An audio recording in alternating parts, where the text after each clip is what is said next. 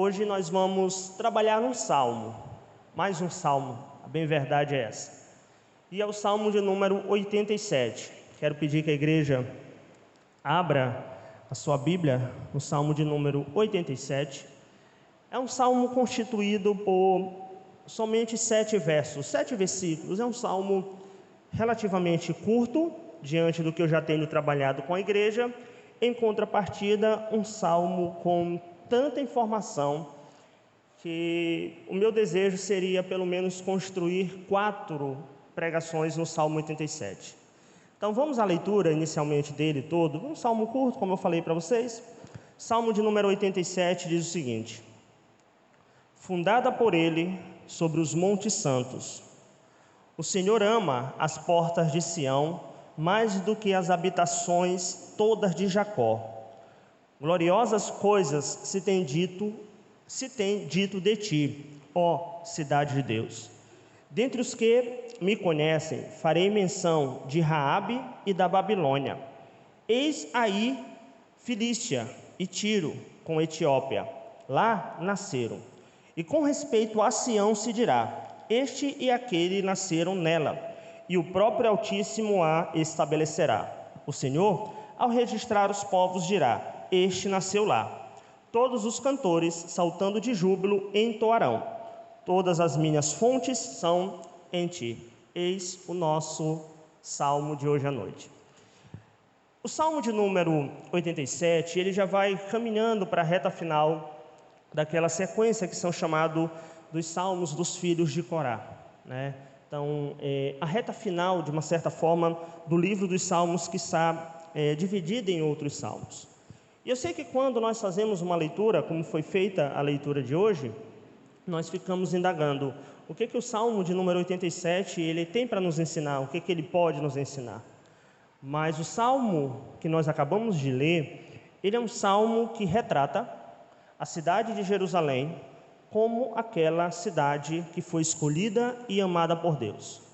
Então, ele é um Salmo tanto fazendo uma referência a Jerusalém geográfica, quanto também a Jerusalém espiritual, ou a Nova Jerusalém, ou como se os irmãos assim preferirem, a cidade gloriosa do nosso Deus.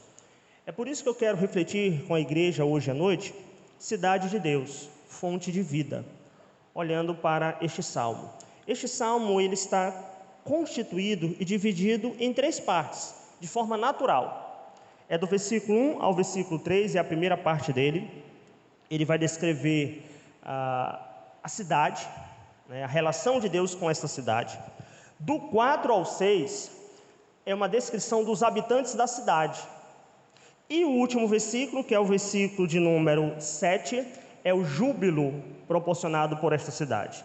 Então eu vou seguir a divisão natural do Salmo, olhando aqui a primeira parte, do versículo de número 1, 2 e 3, com a cidade, a glória da cidade santa. Então, esses 3 primeiros versículos é apresentado esta cidade, por que ela é gloriosa, por que ela é tão especial, por que a Bíblia, inclusive, chama a Nova Jerusalém, que descia do céu, a cidade santa, o paraíso, a entrada eterna. Então, esses 3 primeiros versículos apresentam a glória desta cidade santa. Notem que o primeiro versículo que nós acabamos de ler, o salmista apresenta que a glória desta cidade santa, ela é tão gloriosa e tão majestosa, porque ela foi fundada pelo próprio Deus. É interessante que aí no versículo 1 ele diz: fundada por ele sobre os montes santos, tá? Essa expressão montes santos que aparece aí na sua versão, é uma referência muito comum àquilo que nós chamamos, ou que o Antigo Testamento chama de Monte Sião, ou Monte Santo, ou Monte escolhido por Deus.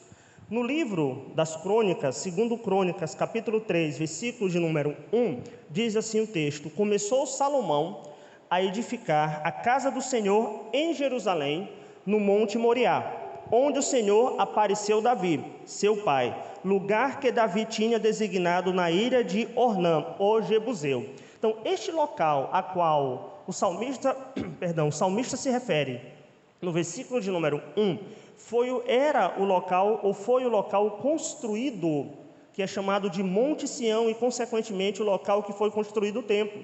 No livro das Crônicas diz que este templo foi construído no Monte Moriá.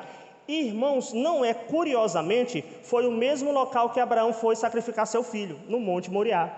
Então Abraão foi sacrificar o seu filho no Monte Moriá, Davi compra este local, e é exatamente o local que é construído o templo, que é chamado Monte Sião, ou a casa de Deus e a habitação de Deus. Então o versículo aí começa nos apresentando que este local, que é chamado de Monte Santo, ou Montes Santo, é o que é chamado do Monte Sião, local em que Jerusalém inicialmente conquistou e comprou, como nós acabamos de ler, para a construção do templo. É claro que no decorrer da história, o Monte Sião, ele passou a ter um significado mais amplo, inclusive significando a própria cidade de Jerusalém. Então, este primeiro versículo, ele começa fazendo a afirmação de um local que foi fundado pelo próprio Deus, um local que foi estabelecido pelo próprio Deus, um local que foi construído pelo próprio Deus. Se você quiser chamar de cidade santa, fique à vontade. Se você quiser chamar de montes santos, montes sagrados, fique à vontade. Se você quiser chamar de Monte Sião, também fique à vontade, porque tudo faz referência a essa mesma localidade. Eu sei que quando eu leio estas informações no Antigo Testamento, automaticamente os irmãos vão imaginar: pastor, o que isso tem a ver comigo? Qual a conexão desta informação do Antigo Testamento para os crentes contemporâneos? Qual a ligação disso que aparece no Antigo Testamento para o crente moderno? Então, antes que eu diga, é melhor deixar que o autor aos Hebreus ele fale, porque lá no Novo Testamento, em Hebreus 12, de 22 a 24, diz: Mas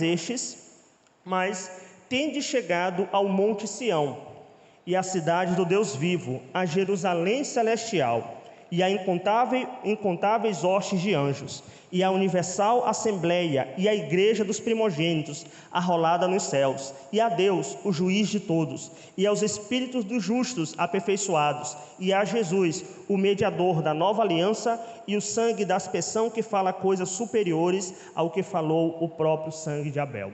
Então, esta cidade, fundada por Deus, este monte, este local de adoração, fundada por Deus no Antigo Testamento, o autor aos Hebreus vai dizer que esta cidade santa, este local sagrado, é a reunião dos próprios salvos. Os próprios salvos reunidos, em outras palavras, a própria igreja do Senhor. E é exatamente esta cidade fundada por Deus que no livro de Apocalipse o apóstolo João vai dizer: eu vi a nova Jerusalém descendo do céu, os crentes reunidos.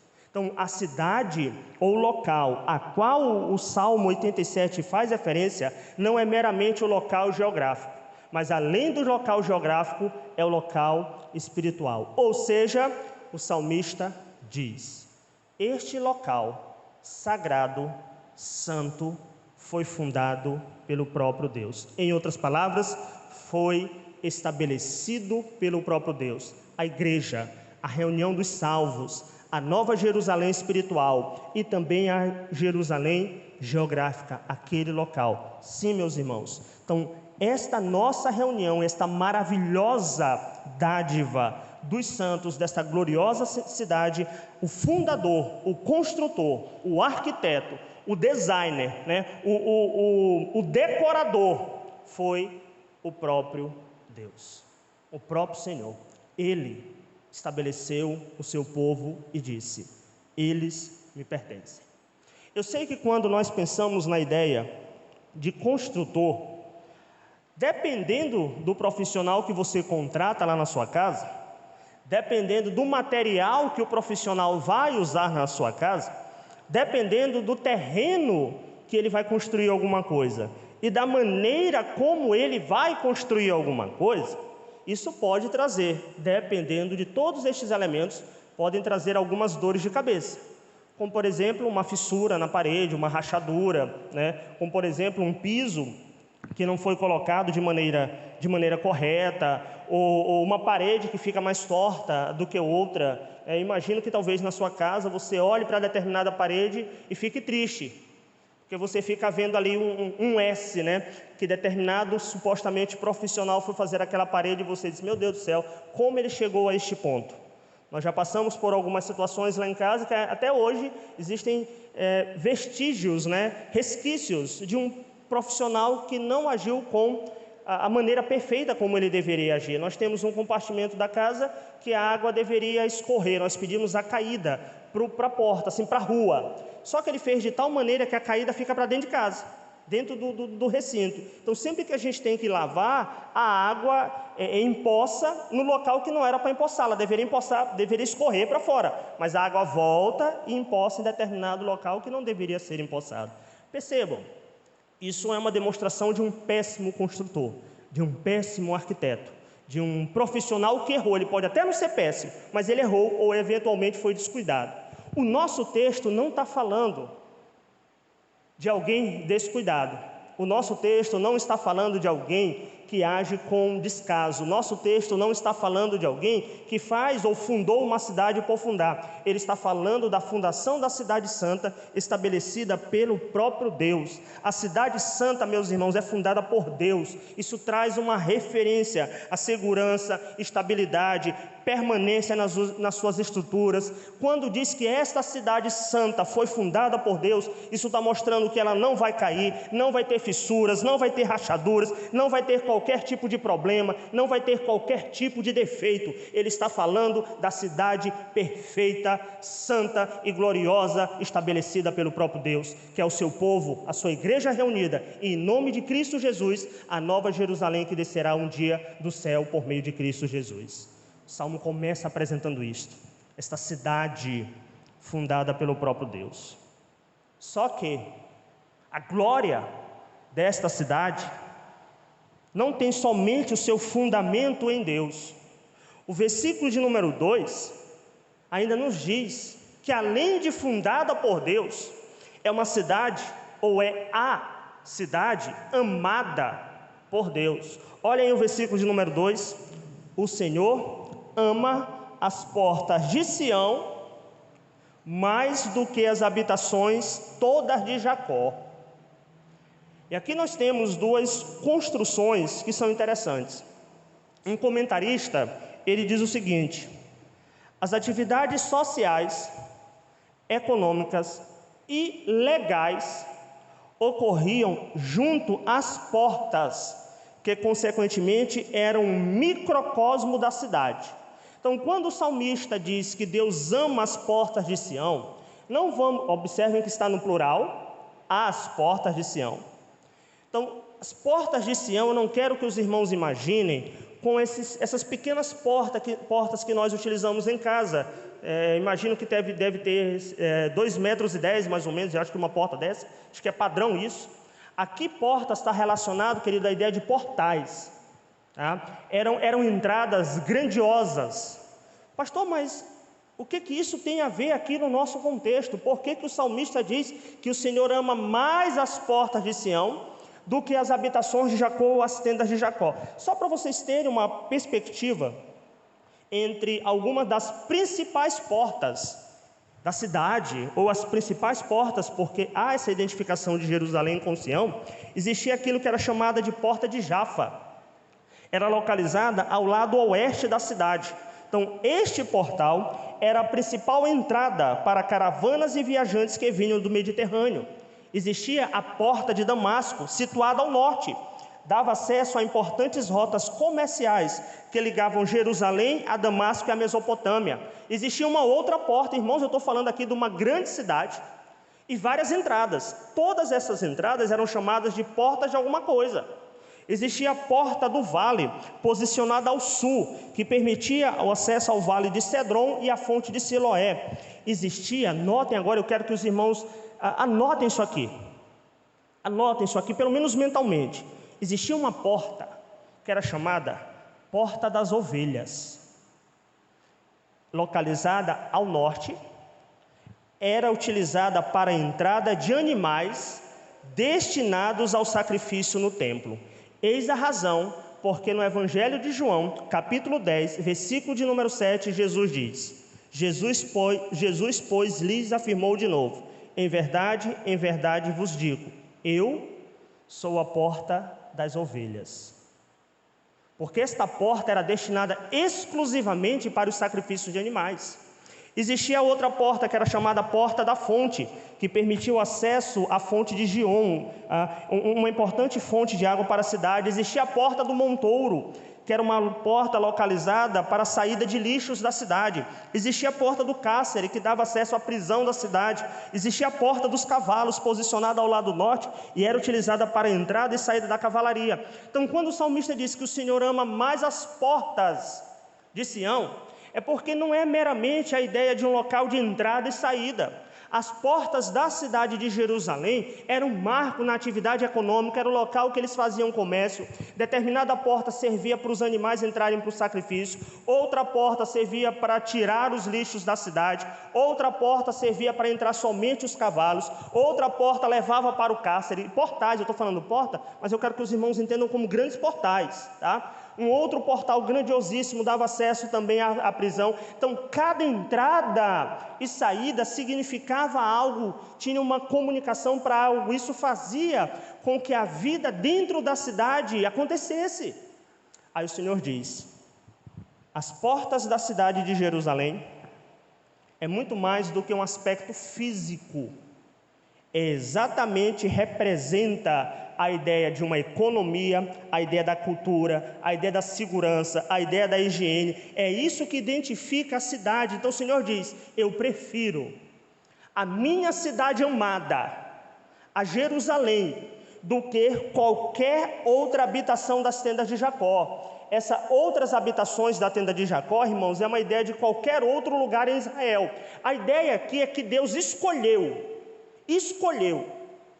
dentro de uma grande nação, seu local predileto. Ele escolheu pessoas da nação de Israel, é verdade, mas nem todos de Israel são de fato israelitas.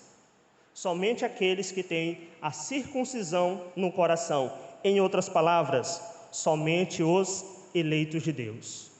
Ele tem a nação como seu povo, mas dentro daquela nação ele tirou e escolheu seus eleitos. O Senhor escolheu a nação de Israel, mas entre os israelitas ele escolheu de forma especial alguns que são seus eleitos. É isso que o versículo de número 2 nos ensina.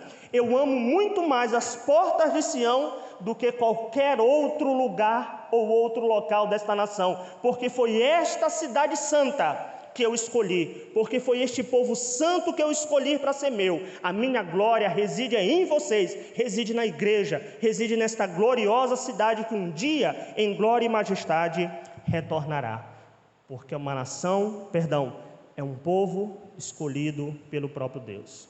Sim, Ele é o fundador dessa cidade gloriosa, e Ele ama de maneira especial esta cidade. Pastor, e os habitantes dessa cidade: pastor, o que foi que eu fiz para que ele me amasse tanto assim? Fique tranquilo, você não fez nada, e não é capaz de fazer nada para atrair o amor de Deus, nada. Deus, de maneira soberana, escolheu o seu povo para amar o seu povo. Louvado seja Deus por isso. Porque, irmãos, essa semana, conversando lá em casa sobre se dependesse de mim, Adriano, né? Foi uma decisão, não, uma conversa, né? Se dependesse de mim, minha esposa disse a mesma coisa, se dependesse dela.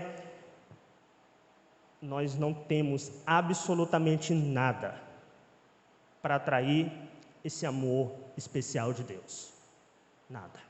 E ainda bem que de maneira soberana é que Ele escolheu o seu povo. Louvado seja o Senhor por isso. Então esta cidade maravilhosa, ela é fundada por Deus, versículo de número 1, ela é amada por Deus, versículo de número 2, e no versículo de número 3, é a cidade gloriosa de Deus. Gloriosas coisas se tem dito de ti, ó cidade de Deus. Um outro comentarista, irmãos, ele vai dizer o seguinte: essas que se tem dito de ti, ó Jerusalém, ó cidade de Deus, essas coisas gloriosas, essas são as histórias dos atos gloriosos de Deus realizados naquela cidade. Sim, e os atos gloriosos de Deus podem ser vistos na criação, no chamado de Abraão, no dilúvio e consequentemente no arco da aliança, no oferecimento dos sacrifícios, no tabernáculo, no templo, na arca da aliança, Deus conduzindo o seu povo pelo deserto, Deus naufragando os carros de Faraó, Deus abrindo o mar vermelho, Deus enviando as pragas. Estes são os atos gloriosos de Deus, testemunhados por esta cidade santa, testemunhado por este povo glorioso que Deus escolheu, testemunhado por este povo que Deus fundou, testemunhado por este povo que Deus estabeleceu. Então a igreja hoje testemunha do ato glorioso de Deus por meio de nós, na cruz do Calvário por meio de Cristo. Este é o ato glorioso que a igreja testemunha, irmãos. É disso que nós falamos. Nós não devemos falar do que eu faço, do que eu deixo de fazer, se eu oro muito, se eu oro pouco, se eu leio muito a Bíblia, se eu leio pouco, quantas horas eu passo no quarto. Quem está lá de fora não quer saber disso, não interessa. Isso interessava para os fariseus, para tentar demonstrar uma falsa espiritualidade. O que o povo lá de fora precisa ouvir é como a cruz de Cristo me transformou. Isto é o ato glorioso de Deus em nossas vidas, testemunhados por meio dos habitantes dessa cidade santa. Este é o ato glorioso. Lá fora o pessoal não quer saber, igreja. Vamos parar com isso. Vamos parar com isso, eu aquilo, eu sei muito, eu leio muito, eu evangelizo muito, eu dou um dízimo maior, eu sou mais humilde. Pare com isso. Devemos testemunhar o ato glorioso de Deus por meio desta cidade santa, de como Ele nos libertou, por meio de Cristo. Isto é o ato glorioso. Até aqui, queridos, nós vimos as características dessa cidade gloriosa. Cidade fundada por Deus, cidade amada por Deus e cidade gloriosa de Deus. Nos próximos versículos 4, 5 e 6, nós vamos ter os habitantes dessa cidade santa. Quem é que pode, ou quem que habita nesta cidade santa? E aqui nós temos uma relação que, via de regra, nós não atentamos para ela, porque parece que é uma lista. E não sai disso, né? Porque ele cita a Babilônia, ele cita a Filístia, ele cita Tiro, ele cita a Etiópia. A gente fica se perguntando, pastor, o que isso tem a ver? Qual a ligação disso com a beleza do Salmo, como ele vem apresentando? Eu vou explicar para vocês. Sabe quem são os habitantes dessa cidade santa? O versículo de número 4, ele vai dizer que são povos de todas as nações. Não só judeus de Jerusalém. Povos de todas as nações. Como é que ele apresenta isso? Observem, e talvez na sua versão tenha: dentre os que me conhecem, farei menção de Raabe, Babilônia, Filístia, Tiro, Etiópia. Se na sua versão tem Raabe, deixa eu lhe dar uma dica. A palavra que aparece aí é Raabe, é Raabe, mas isso aqui é uma forma, simbólica que um judeu usava para se referir ao Egito. Então, se na sua versão tem Raabe, como tem na minha, é uma referência ao Egito, É uma forma poética e simbólica que o salmista utiliza, porque a palavra que ele utiliza aqui no hebraico, que é traduzida nas nossas versões para Raabe, significa insolente, significa orgulhoso, significa arrogante. E esta palavra, inclusive, era uma palavra que tinha um contexto, dentro de uma perspectiva cultural, de um monstro destruidor, um monstro que proporcionava o caos, Por isso na sua versão tem Raabe. Tanto que na versão viva diz o seguinte: o Senhor diz: haverá entre os que me conhecem pessoas nascidas no Egito. A viva já traz Egito, não traz Raabe. Então, se na sua tem Raabe, não é uma referência a Raabe prostituta, como nós conhecemos na narrativa. Raabe aqui é um símbolo, é uma imagem para se referir ao Egito. Por que que esse termo é uma referência ao Egito? Porque os egípcios, meus irmãos, notem isso, eles eram vistos como um monstro que vinha e causava caos, causava destruição. No profeta Isaías, capítulo 30, versículo de número 7, diz o seguinte, pois quanto ao Egito, vão inútil é o seu auxílio, por isso lhe chamei gabarola, que nada faz. Isso é na versão Almeida Revista Atualizada. Aí na versão Viva, para facilitar a nossa vida, diz o seguinte: as promessas de auxílio feitas pelo Egito não têm o menor valor, por isso eu o chamei dragão relutante. Então existia dentro da perspectiva judaica uma percepção que o Egito era como se fosse um agente do caos, é como se fosse um monstro, que o que o Egito vinha, onde o Egito vinha percorrendo, ele vinha destruindo. E aí quando nós pensamos na história dos judeus, isso faz muito sentido. O povo que ficou escravo, então eles olhavam para os egípcios e diziam, eita, lá vem o monstro da destruição. Lá vem pessoas que são agentes do caos. Por isso aparece aqui essa expressão Raabe, tá? Porque era um termo utilizado para isso, caos, um monstro, né? É uma forma poética, é uma forma simbólica. Os egípcios, os irmãos conhecem, povo que escravizou os hebreus. Nós temos também aí Babilônia. A Babilônia também levou o povo para o cativeiro, arrasou a cidade, destruiu o templo, levou os utensílios sagrados. Nós temos a Filístia aí, conhecida pelos filisteus. Tudo está dentro desse texto, irmãos. Observem bem. Os filisteus ou a Filístia representavam um dos principais inimigos dos israelitas durante grande parte da história bíblica. Eram guerreiros habilidosos e viviam em cidades bem fortificadas. Nós temos, por exemplo, a história mais marcante do Antigo Testamento, que eu acho nem mais marcante, talvez mais a conhecida do Antigo Testamento, em 1 Samuel 17,4, que diz o seguinte: então saiu do arraial dos filisteus um homem guerreiro, cujo nome era Golias, de Gate, da altura de 6 côvados e 1 palmo. Então ali nós temos uma apresentação dos filisteus contra o povo de Israel. E o que os filisteus estavam falando? Cadê o Deus de vocês? Vocês não servem para nada, né? A Golias desafia. Então percebam a descrição no Salmo.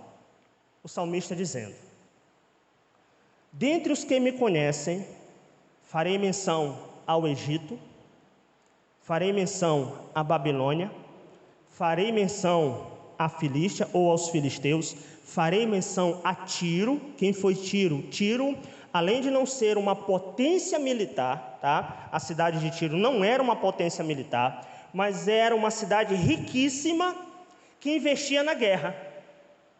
Então, a cidade de Tiro teve alguns conflitos com o povo. Eles não iam para a guerra, mas eles financiavam guerras.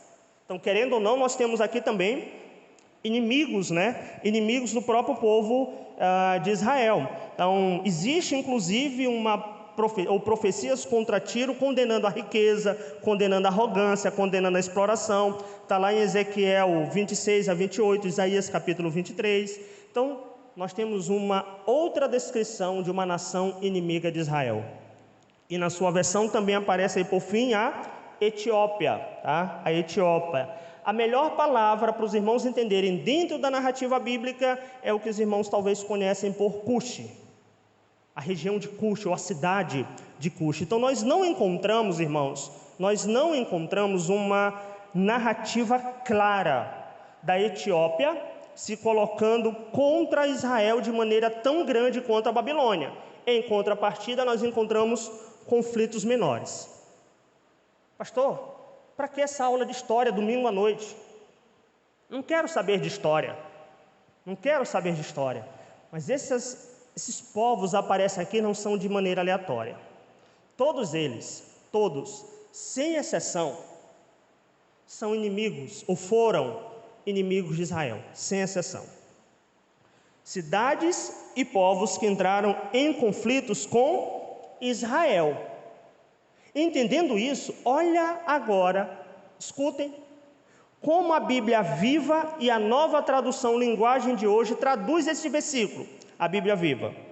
O Senhor diz: haverá entre os que me conhecem pessoas nascidas no Egito, na Babilônia, na Filístia, em Tiro e na distante Etiópia. Nova Tradução Linguagem de hoje. E aqui é a que eu mais gosto para este versículo. A Nova Tradução Linguagem de hoje diz: quando eu, no caso Deus, fizer a lista das nações que me obedecem, vou pôr nela o nome do Egito, da Babilônia, os povos da Filisteia, de Tiro, da Etiópia. Eu tratarei, observe isso aqui, como se eles tivessem nascido em Jerusalém. Meus irmãos, aqui, no versículo de número 4, nós temos nações que atacaram Israel. Povos que foram inimigos de Israel. Mas o Senhor falando desta cidade santa, desta cidade espiritual, desta cidade gloriosa, Ele diz: entre os habitantes dessa cidade gloriosa, nós não temos somente os de Jerusalém. Nós temos pessoas de todas as nações,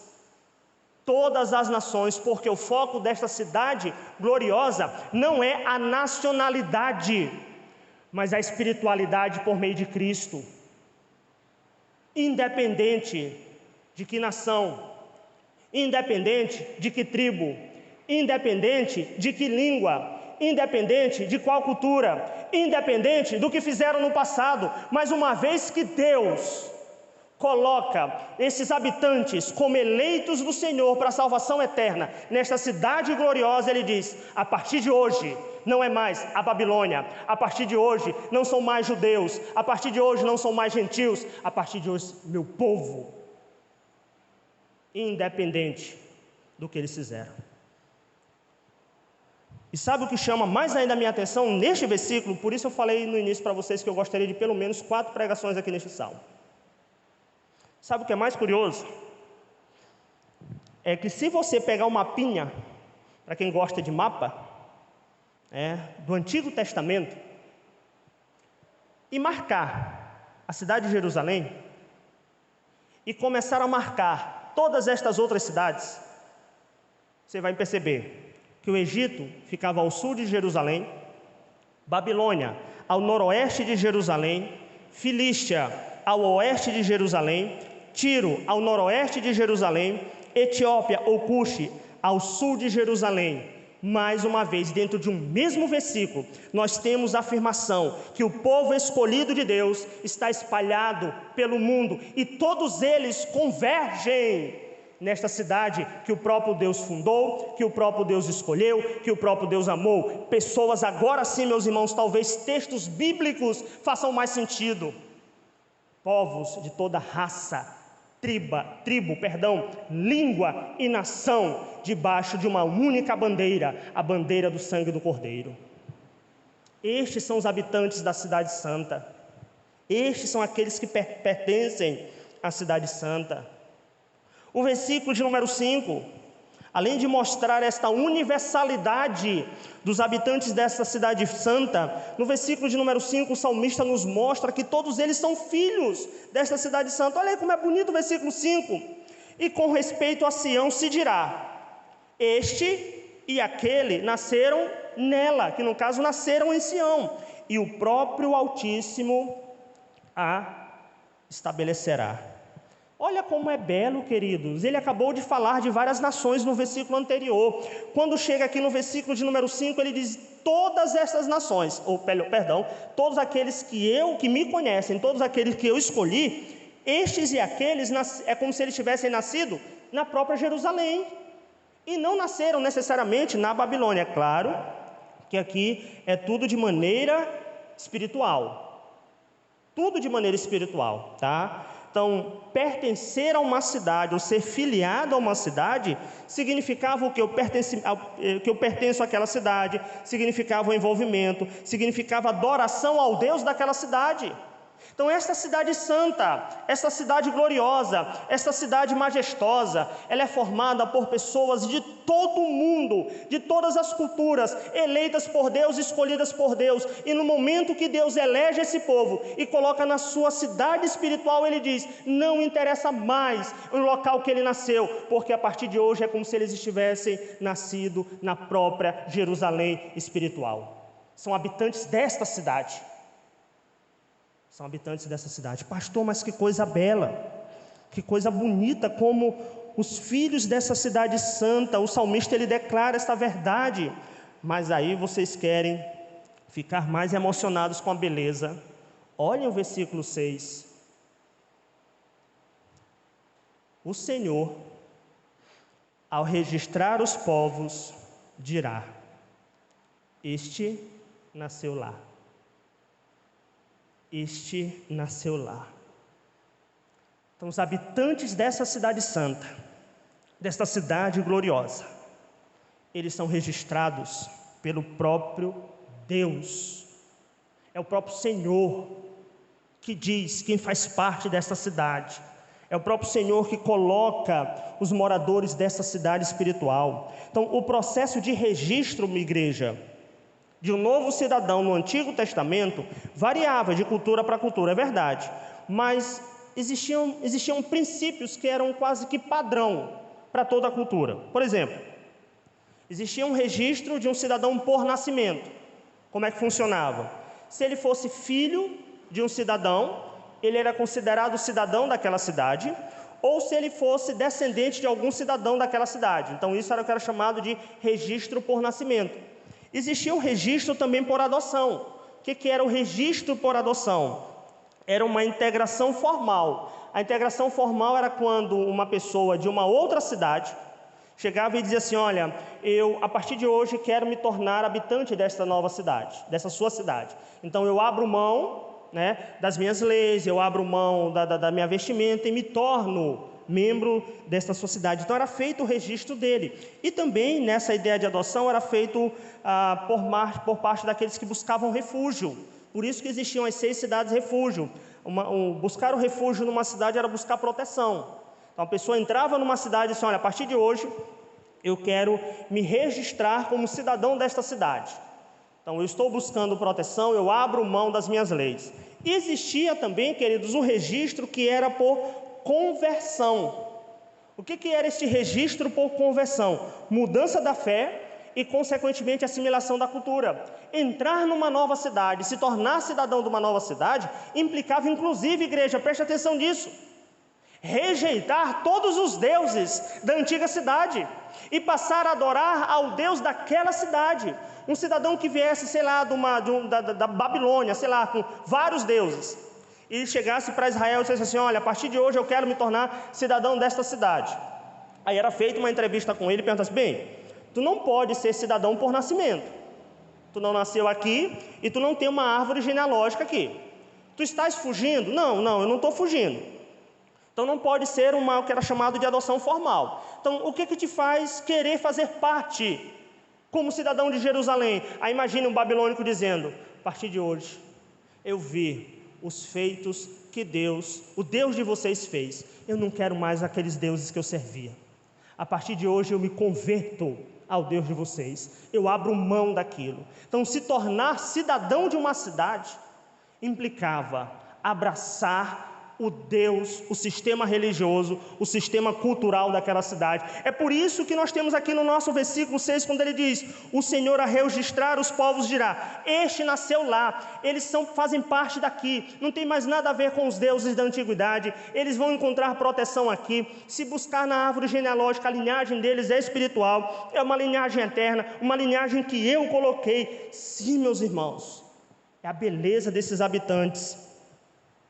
Aí nós conseguimos agora perceber a grandiosidade de alguns textos bíblicos, como por exemplo, no Salmo 22, versículo 27, todos os confins da terra se lembrarão e se voltarão para o Senhor.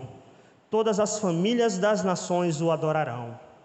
É o povo dele reunido. Eu gostaria que vocês abrissem, eu coloco alguns textos aqui para facilitar, mas abra sua Bíblia em Isaías. Esse texto aqui eu quero que vocês acompanhem lendo. Isaías capítulo de número 2. Isaías capítulo de número 2. Versículos 2, 3 e 4. Olha só, acompanhem isso aqui, queridos, lendo, e percebam a beleza daqueles que fazem parte dessa cidade santa. Isaías 2, de 2 a 4. No fim dos tempos, o monte da casa do Senhor se estabelecerá, acima de todos os montes, e se elevará acima das colunas. E todas as nações fluirão a ele. Muitos povos virão e dirão: venham, subamos ao monte do Senhor, à casa do Deus de Jacó. Ele nos ensinará seus caminhos, e andaremos pelas suas veredas, porque de Sião sairá a lei, e da Jerusalém a palavra do Senhor. Ele julgará entre as nações, e repreenderá muitos povos, e converterão as suas espadas em arados, as suas lanças em podadeiras. Nação não levantará espada contra nação, nem se prepararão mais para a guerra. Meus irmãos, isso aqui é a paz da cidade universal, dos habitantes que Deus escolheu para fazer parte dessa cidade gloriosa. De maneira poética, o profeta diz: um dia, aquilo que era lança será convertido em arado, aquilo que era espada será convertido em outra coisa para trazer tranquilidade para a nação. É isso que todos nós ansiamos e desejamos, a paz universal. Mas esta paz universal e verdadeira, ela só pode ser alcançada e será alcançada pelos habitantes desta cidade gloriosa. Enquanto estivermos aqui, isso não acontecerá, mas em glória, em nome de Jesus, acontecerá. E por fim, versículo de número 7, para fecharmos o nosso salmo. Vimos a característica dessa cidade gloriosa, vimos os habitantes dessa cidade gloriosa, e vamos ver agora, fechando no versículo de número 7, a forma de vida desta cidade gloriosa. Que coisa bela! Todos os cantores, saltando de júbilo, entoarão: todas as minhas fontes são em ti. Ele descreve a cidade, dizendo que Deus a estabeleceu. Ele descreve quem são os habitantes da cidade, pessoas de todos os povos, línguas e nações, que Deus mesmo escolheu para o seu louvor. E aí ele fecha dizendo como é que é a vida na cidade gloriosa. Sabe como é que é a vida na cidade gloriosa, querido? A vida de alegria transbordante. Por isso ele utiliza a expressão: todos os cantores saltando de júbilo entoarão. Essa ideia de todos os cantores saltando de júbilo entoarão é uma ideia de festividade, é uma ideia de alegria. Meus irmãos, eu não consigo vislumbrar a ideia de vários cantores, o que é claro que é de maneira poética para trazer a beleza disso. Vários cantores, vários instrumentistas, um grande coral, irmã, pessoas cantando todas ao mesmo tempo, celebrando o nome deste Deus glorioso. Isso aqui não é uma descrição, irmão, somente de algo mecânico, algo somente que sai da boca para fora. Ele diz que este povo vem cantando e saltando de alegria. Esta é a vida da cidade gloriosa, meus irmãos. Sabe, o local que não haverá choro, não haverá pranto, não haverá dor, não haverá tristeza, não haverá separação, não haverá luto. Imaginem o povo do Senhor nesta cidade gloriosa, vivendo continuamente com alegria, com gratidão, com adoração, reafirmação da fé. Aqui não haverá mais diferença, sabe? Não haverá desigualdade, não haverá classe social, não haverá nada disso. É o povo debaixo da mesma bandeira, cantando com alegria no coração, externando isso com a vida, adorando a Deus. Só o Senhor para fazer isso. Reunir pessoas de todas as nações. Só o Senhor. É um milagre que o Senhor realiza. E esta vida na Cidade Santa, além de ser a vida festiva, uma vida alegre e transbordante, será uma vida da fonte inesgotável. Por isso ele fecha dizendo: todas as minhas fontes estão ali, ou são em ti. Então imaginem, numa cultura árida, em que a água era vital para a sobrevivência. Nós estamos falando dentro de um contexto do Antigo Testamento. Eles precisavam de água. A figura de água, a figura de fonte, a imagem representava a própria vida. Eles precisavam de água potável para beber, para irrigar as plantas, para alimentar o gado. Então a falta de água era um sinônimo de morte. A presença de água era um sinônimo de vida, era uma presença de bênção. E o Senhor diz que na minha cidade santa, ao declarar: todas as minhas fontes estão em ti, o salmista está reconhecendo que nessa cidade santa e gloriosa, a fonte da verdadeira bênção é lá. Da verdadeira providência é lá. E sabe o que é mais belo? São fontes inesgotáveis. Alegria para toda a eternidade, bênção do Senhor para toda a eternidade, sem findar, sem, sabe, irmão, sem a canseira do dia, sem a estafa do dia, sem a preocupação de conta para pagar, sem a preocupação se eu vou adoecer, se eu não vou adoecer, sem a preocupação o que eu vou comer amanhã, sem a preocupação o que eu vou fazer na próxima semana. Não, acabou isso. Porque a cidade santa do Senhor foi estabelecida. Esta é a forma de vida, a verdadeira forma de viver. Igreja, o Salmo de número 87 nos fala, eu acho que muito mais do que poderíamos imaginar. E como fala? Eu confesso para os irmãos que domingo passado, não é sempre que acontece, mas às vezes acontece. Domingo passado eu terminei de pregar, sentei. Aí eu disse: eu vou dar uma lida no Salmo 87. Aí eu li o Salmo 87, eu disse: acho que eu vou pular o Salmo 87. Eu estava sentado bem aqui no banco, na leitura. Aí eu disse: não, eu vou ver o que ele tem para nos ensinar. E quando eu vi, eu até pedi perdão para Deus. Porque se está aqui, é porque tem importância. Mas eis a beleza do Salmo 87. Da Jerusalém, amada por Deus, cidade gloriosa, cidade majestosa. Eu quero concluir então este sermão lendo duas passagens no livro de Apocalipse. Quero que os irmãos abram no livro de Apocalipse,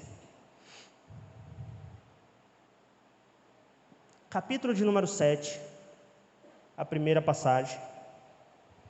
Apocalipse, capítulo de número 7,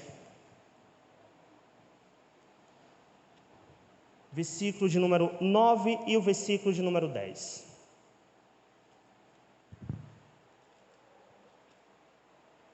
Livro de Apocalipse, capítulo 7,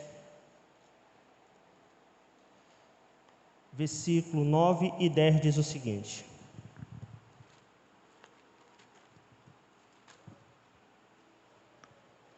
depois destas coisas, vi, e eis grande multidão, que ninguém podia enumerar, de todas as tribos, de todas as nações, tribos, povos e línguas, em pé diante do trono e diante do Cordeiro, vestidos de vestiduras brancas, com ramos nas mãos, e clamavam em grande voz, dizendo: ao nosso Deus, que se assenta no trono, e ao Cordeiro pertence a salvação.